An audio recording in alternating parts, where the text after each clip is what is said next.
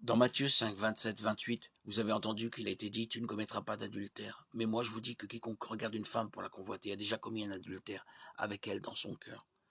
Jésus assimile la convoitise à l'adultère. Cela établit un principe biblique. Si c'est un péché de faire quelque chose, c'est aussi un péché de désirer faire cette chose. La Bible déclare clairement que l'homosexualité est un péché. Tu ne coucheras pas avec un homme comme on couche avec une femme, c'est une abomination. Lévitique 18, 22. Par conséquent, c'est aussi un péché de désirer commettre des actes homosexuels. Cela signifie-t-il que l'attirance pour les personnes du même sexe est un péché?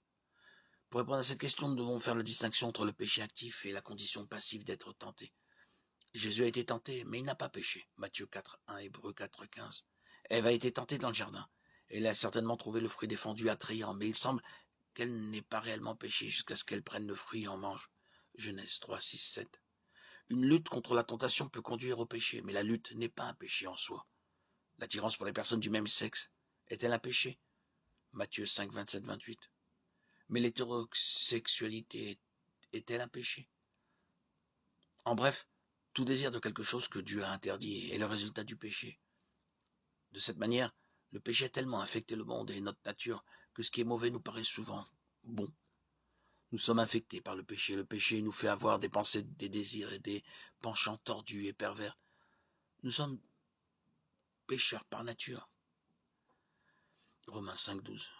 C'est pourquoi, comme par un seul homme, le péché est entré dans le monde et par le péché la mort, et qu'ainsi la mort s'est étendue sur tous les hommes, parce que tous ont péché.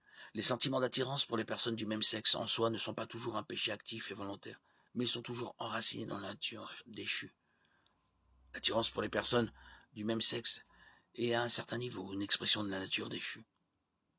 Un moment passager, l'attirance pour les personnes du même sexe, même s'il se répète souvent, est mieux catégorisé comme une tentation et non comme un péché.